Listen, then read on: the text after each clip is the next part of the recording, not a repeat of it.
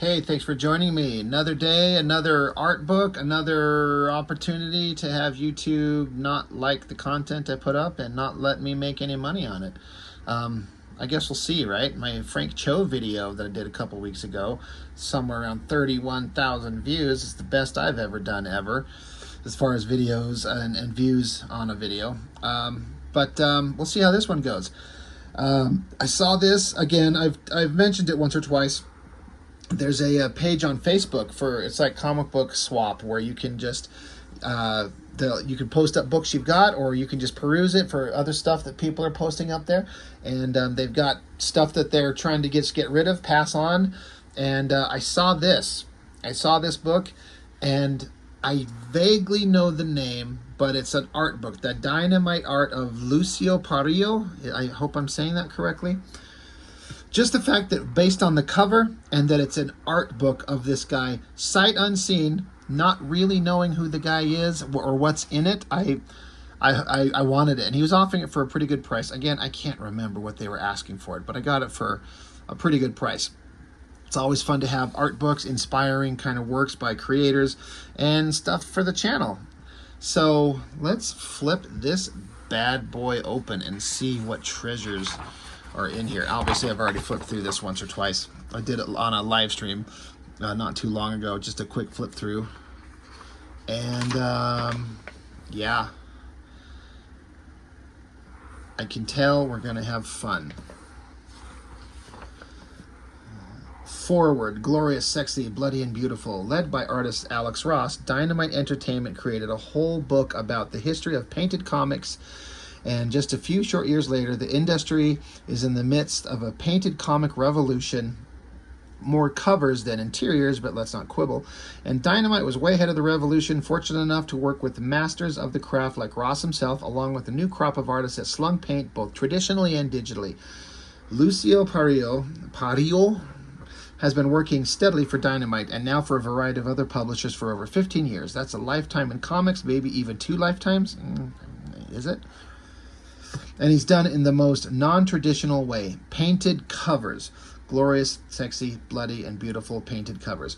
As I write this brief intro, keeping it short to allow you, the reader, to head into Lucio's work, a wonderful world. The sky has grown dark, the leaves are falling, and there's a storm screaming in from the west. The perfect backdrop for the work contained within this book.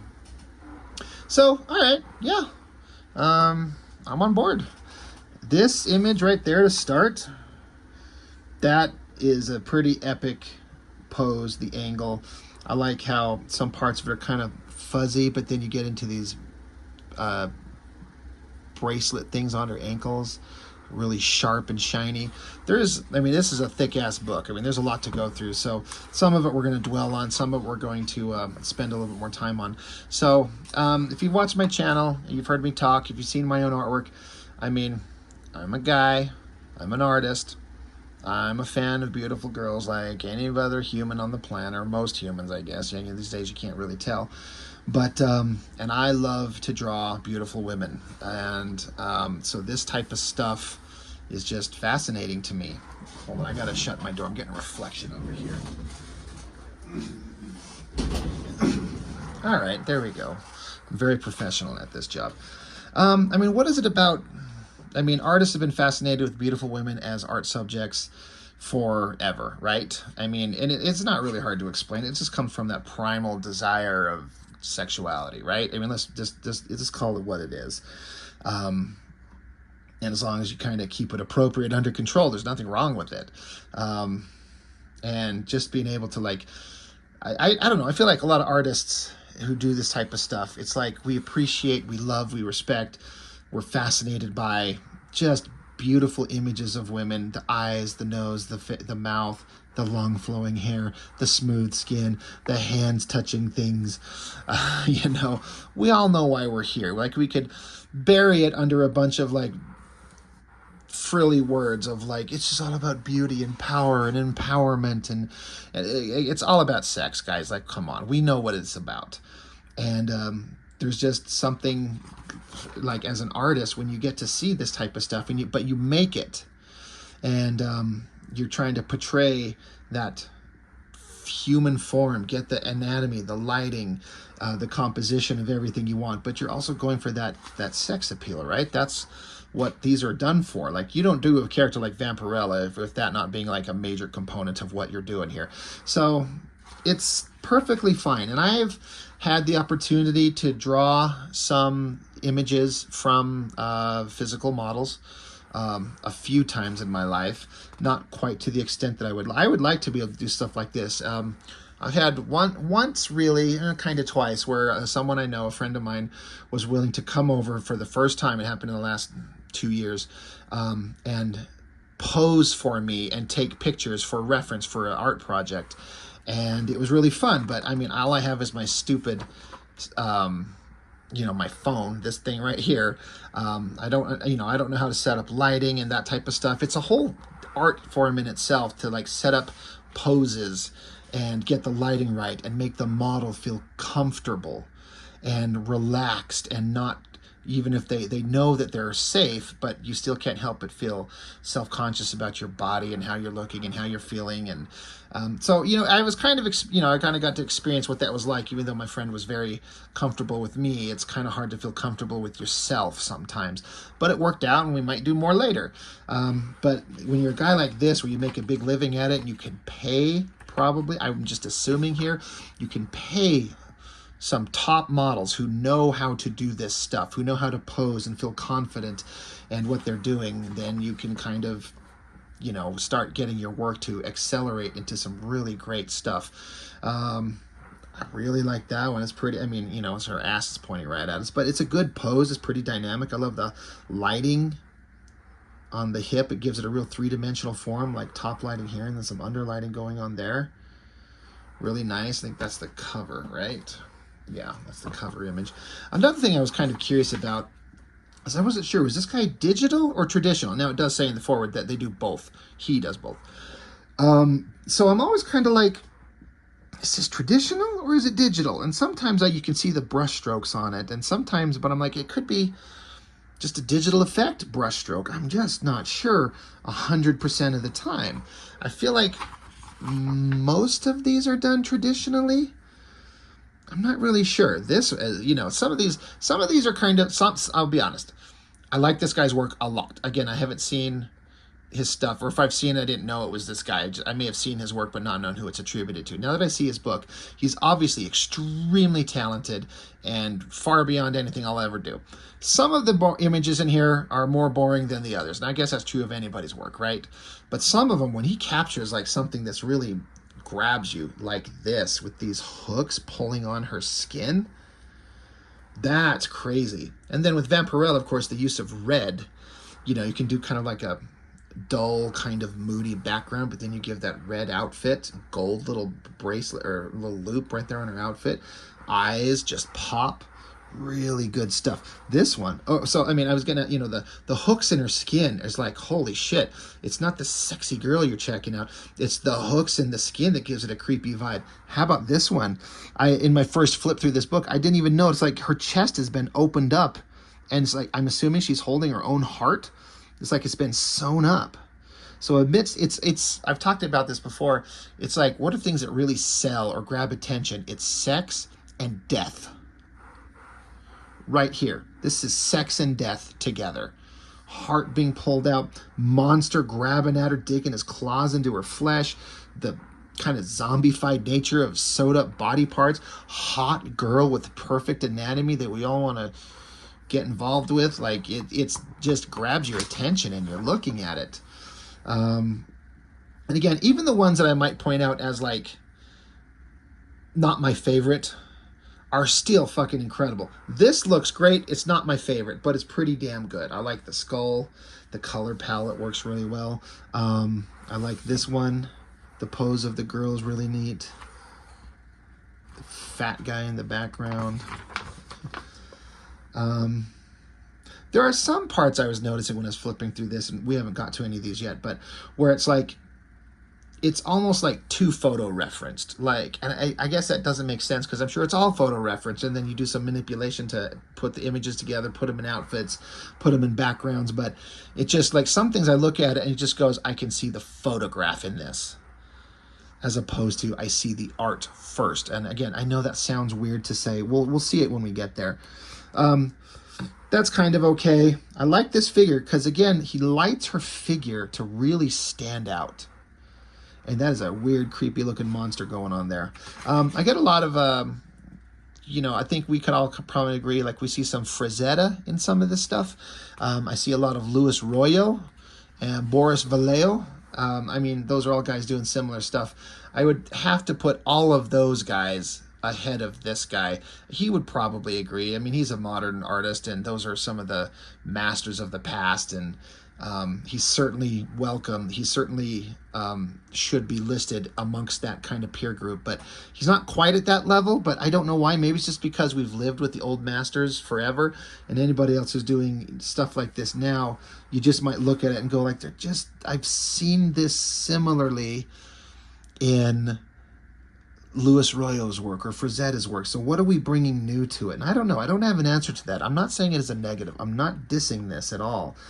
This is a creepy image. A girl with multiple arms. That's another weird thing to have to try and do anatomically, is do a separate set of arms. I wonder if he had this girl pose here with her arms up and then just had her just bring her arms down in the same pose and then use that reference. I like the claws on the fingers. I like how, I don't know, zombie Vampirella is biting her hip. I mean, that's good times right there, guys. Give me a hot girl and I'll bite her hip all day. That's fine. That's fine. Again, there's so much here. I'm not trying to dismiss any of these, flipping through it, just because I'm going to stop on the ones that really stand out to me. It's a little naughty. It's a little PG-13 at best. I'm not disliking it. Pretty awesome. Good shot. Look at her eyes glowing in this one here. Just popping out. Really neat. The thing that stood out to me most in a way in this one is like the amazing background. That like red moon, planet, whatever, and the clouds. I mean, the face is great. The bloody hands are like, it's all great. But I love that background. Holy crap. Another great shot. That girl is very healthy woman. There's another one, hands on. Man, we got a couple of. Did I pass it already? I don't need to stop and do this, but I'm going to do it anyway. A couple of hands on. I wonder if he, again, if this is a guy and a girl he brought into model for him. He's like, all right, shirt off, hands on, do it. Great shot. Again, digging those clouds in the background. It's all great, but love that. This one, it's probably not going to show up on the camera, but you can see brush strokes, like brush strokes on the canvas. Very much so. Trying to see if I can get that in a way that it looks like it. But again, I guess there could be an app to mimic that, but why go out of your way to fake real brush strokes? I don't know. Really dynamic face in that hand. Really fun. Booty shots are never bad. Her screamy face and the fangs are great. More booty shots are great. More booty shots are great. It's, basic pose, like stand here, set up the lighting, because it's all about the shadows and these extreme highlights, just these little highlights down this edge of the body right here. That's the shit that, because you have to lay in these, I mean, I can't paint, but I understand the basics. Like, you got to lay in these colors and get the skin tones, like the mid-tones, and you start adding shadows to give it dimensionality. And then you go and add these highlights on it, and it just starts to pop. You got three-dimensional layers, like shadows pushing parts into the background, highlights bringing it forward, and it just suddenly starts coming to life. I guess they're just repeating that image. I wonder why they did that. I mean, I don't mind. Babes with swords. So now that was all of the Vampirella stuff. So we're getting into Red Sonja. Again, another character I know very little about, really, beyond their existence, her existence.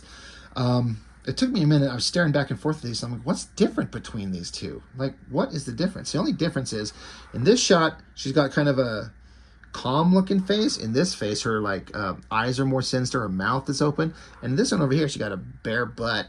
This one, she's got her little chainmail bikini thing on. So I'm like, oh, all right. Love that fiery sky. Like, that is so good. Another thing with Red Sonja, depending on kind of your color palette and what you're wanting to do, you can have a lot of kind of like cool tones, warm tones, but then you throw in that fiery red hair, kind of like Vampirella's costume, and it just becomes a whole new thing that just makes it pop like a design element. Good face, good figure, good monsters falling through the sky. That's fine, that's fine. These are... I could be wrong, but I'm getting a digital art vibe from these. It feels a little softer. I don't know. I don't have the words to explain what it is. It feels digital to me. It doesn't have the same finish as some of the others. It could, like, this is 2009, so maybe it's just a matter of the artist advancing his technique as he goes, and there's just different levels to the finish, but I don't know. But here's another great example of like all kind of monotone going on here, and then her red hair. Yeah, I could see getting into the fun of doing that all the time. Good face, good skull.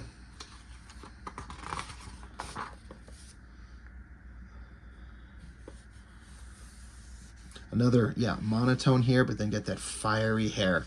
Just beautiful. Really cool. That's fun. That's fun. I don't know. I like the Red Sonja character, but I feel like the Vampirella stuff is a little bit more interesting. And there is a big difference in time. These are all 2009, the Red Sonja. And the Vampirellas, 2015, 2010, 2000. So it looks like the Vampirella work is newer. So maybe it's just a matter of his skill level kind of changing as he goes. Again, not complaining. It's really good, really skilled.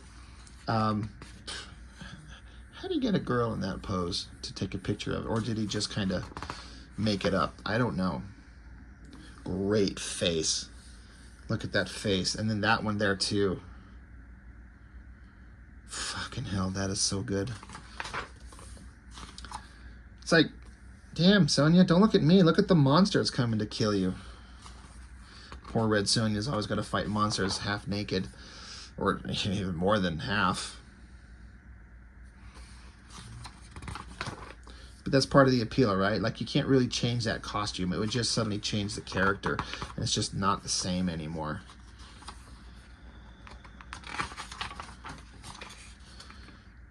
So, good stuff. I'm a little bit more impressed with most of the Vampirella work than I am this section on Red Sonja. These are all fine. That's pretty good. Good lighting.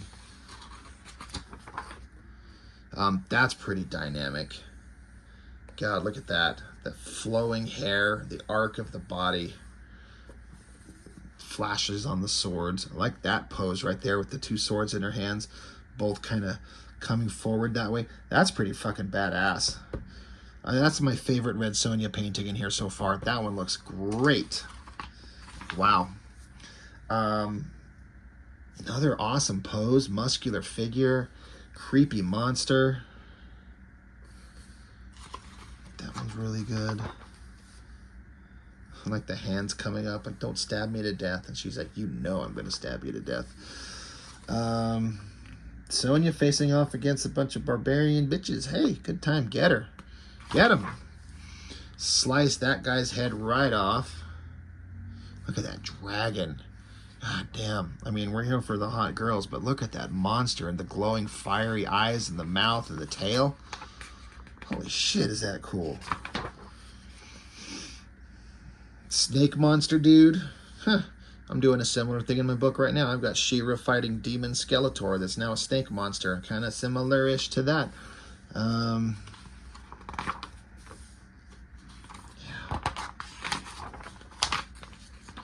Good stuff. More good stuff. Is this a Red Sonja Vampirella? Yeah.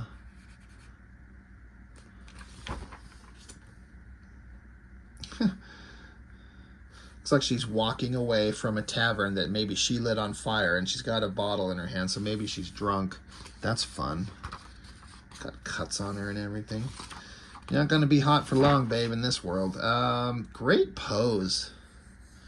All those arches in the back and the chest and the butt and the legs and all that stuff. Jumping through the air casually. That's fun. Very soft, kind of sensual face as she's rubbing blood off her sword. This one was interesting. I saw this, and I like the pose of them together. I like the color of them together. But the thing that stood out to me is something I've never seen before. So I've seen a billion different pictures. All of us have. God, there's actually 2 versions right here. All right, what are we seeing that's different? It's their faces. Her eyes are open here, closed there, and then Demon Chick's eyes are shut here and open there. So open, open, shut, shut. What is the point of that? Like, there's nothing else different. They're clothed the same. That is really weird. Seduction variant. All right, we're going to do a variant cover. Close their eyes. Okay, anyway. I'd like to see the photo this was based off of. Again, I love the clawed hand digging into her skin. It's like violent and creepy, but still kind of like interesting. But what I was going to get at, and I trailed off on, is like I've seen a billion different characters with wings, right? Like gargoyles or shit, where they got like wings attached to their back. But I've never seen them rendered the way they are here, where it just looks like the anatomy of a regular human arm. It's like a shoulder and the bicep, and then it joins at the elbow, and then up at the end of the, instead of any arm with fingers, it folds out into big wings with spikes and shit. That just stood out. I've never seen that. It's legitimately an interesting, unique take on the thing, where it's just like more arms. So I was like, oh, well done. All good stuff there. Really good shot there.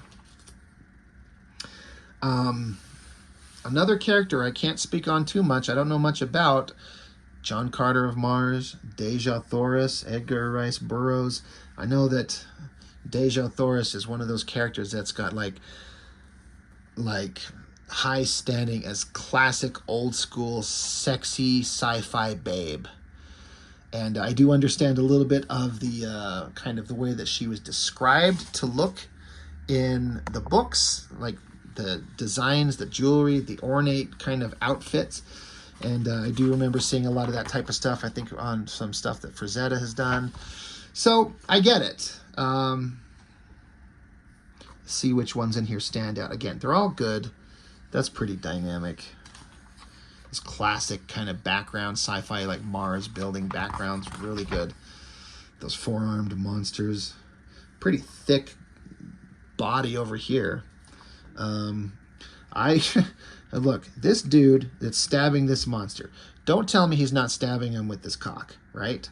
Look, he's got no clothes on. We see his shaft penetrating this monster and blood flying out. Like, this is like some violent sex stuff here. He's like, I'm going to penetrate you. I'm going to insert my thing inside you.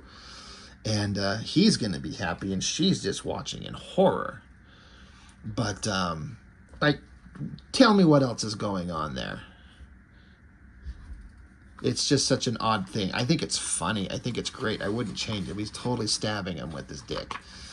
And I'm kind of mad I didn't think of it first. Like the ape, four-armed ape monkey creatures, that's fine. It's all fine there.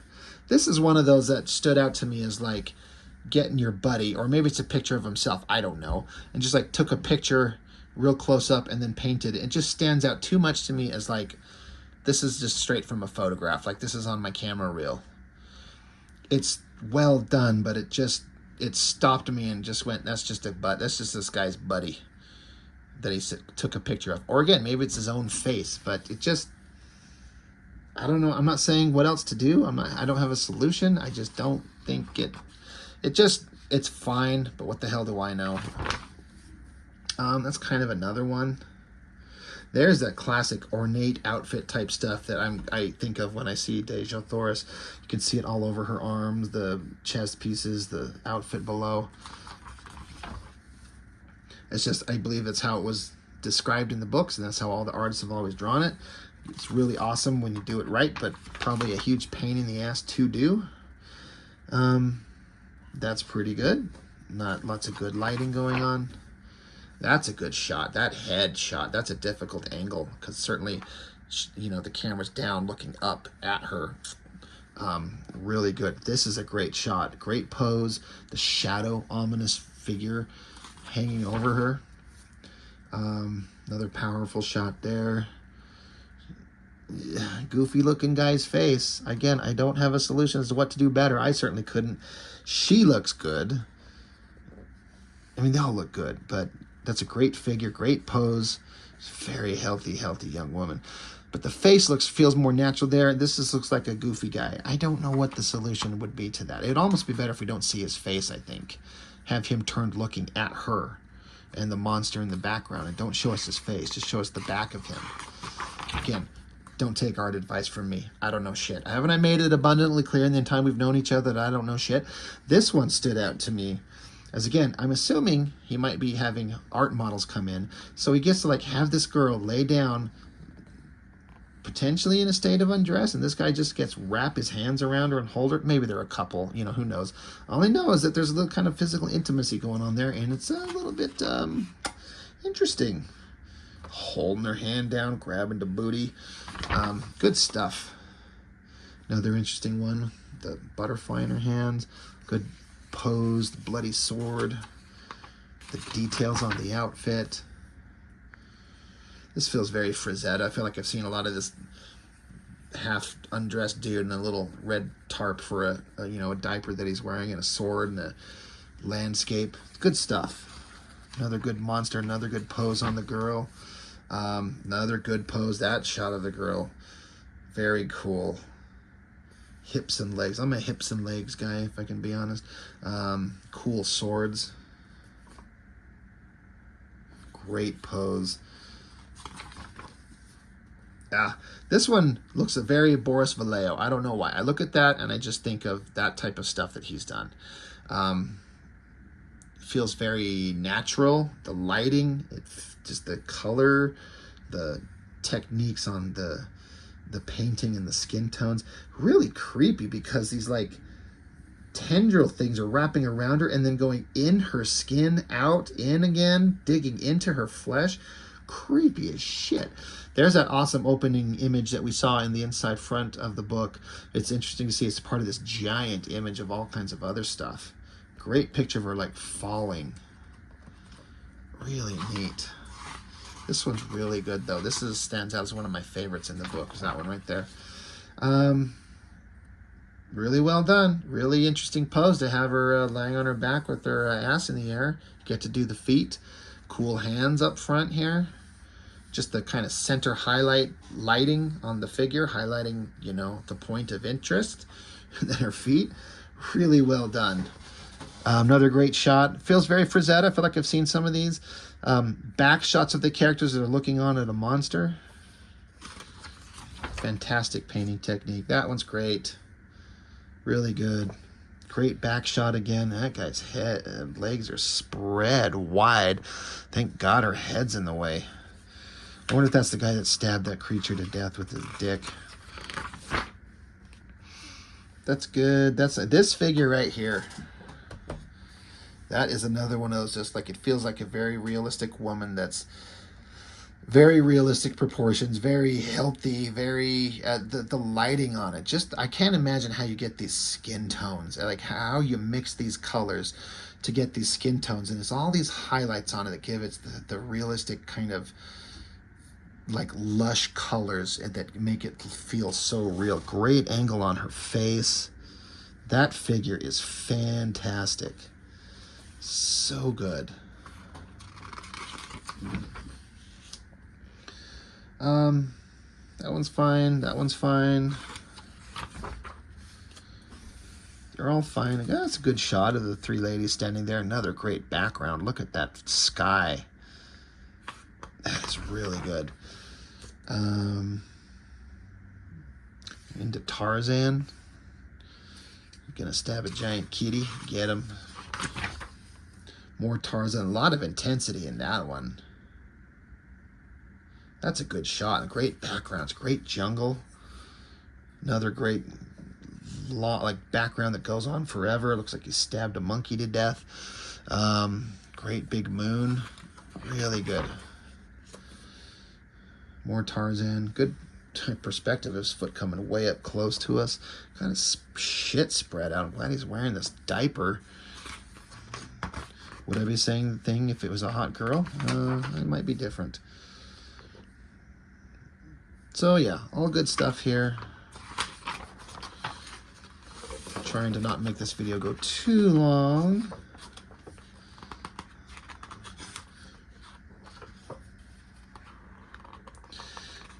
I guess they decided, like, you know, we can't just show hot girls. We got to throw in some, like, dudes into this thing.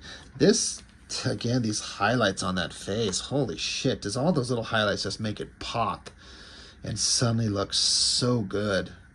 God dang, is that awesome. So well done. Very muscular back. Zombies, pirates, and chaos. So I'm guessing this is a bunch of just random other stuff, which is good. Pirates. Stormy backgrounds. That's fun. Really well done. A bunch of close-up faces of bearded, angry dudes.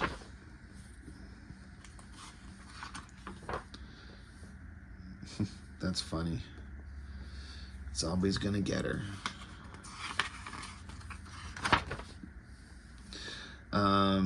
Evil Ernie. I can't speak on Evil Ernie. I don't know anything about the character. God, taking that classic, is it Michelangelo painting and turning into like a zombie thing? That's interesting. More Evil Ernie. I don't care for Evil Ernie. I guess I shouldn't say anything about it because I don't know anything about him.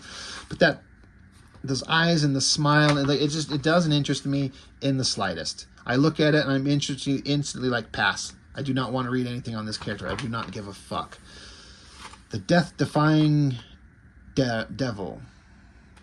It's pretty sure this is a character that's in the public domain because Eric Larson threw him in Savage Dragon. This is the part I was really interested in because it's sketchbook stuff. Just random sketches and working out ideas and just the free energy of sketches as opposed to finished stuff. You can often find, in my opinion, the most interesting stuff in the sketchbook. And there's some stuff that is good. That's a really nice, you know, sketch right there. Just as nice pencil work there. This one is obviously a very digital sketch. So it's a difference between lead on paper and digital sketching. It's all fine.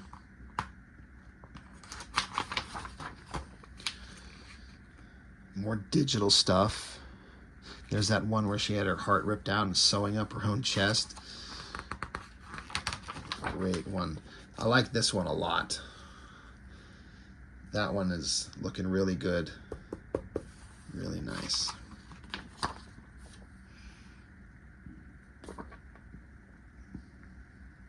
Yep. Good. It's a hell of a pose. I love the lighting on this one.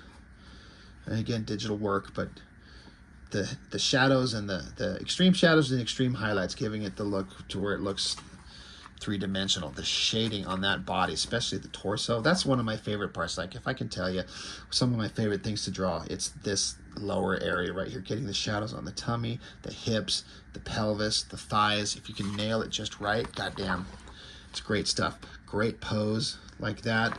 There's that drawing I stopped on where their eyes were open or shut, where she's digging her claws into her thigh, the arms for the wings. Great sketch there. I'm having a hard time turning these pages. More digital sketchery. Great pencil work there. Really nice. Good face, eyes, nose, mouth. Nailed it. That one is fantastic. That is beautiful. Holy crap, is that good. Good pencil sketch there. There's that, the rough sketch. In a way, I kind of like this rough sketch here better than I like the finished painting. I don't know. There's something about it. but her face, the pose, the way the chest, the body, the anatomy is lying appropriately, the shadows on it all, the hands, really, really well done. That looks fan-freaking-tastic. And then back cover, or just a last page image in there, and that's it. So, you know what? A lot of neat stuff in there. Trying to see. Doesn't say. Oh, right there. I was just wondering what the cover price on this was. $30 originally. I think I might have got this for half that price. So, you know, hell of an art book. I'm going to add that to my pile of art books that I'm glad to have, and I have no idea where I'm going to store them because they're big and they're huge, and I've got very little storage space, and I don't know where they're going to go, but I'm going to keep it. So, yeah, Lucio Parrillo, great stuff. And so it was fun to get to flip through this. I hope you enjoyed it too, if you're familiar with his work or not. A lot of neat stuff in there. So, yeah, that's all I've got for now. Thank you for joining me on this one, and I'll see you on the next one.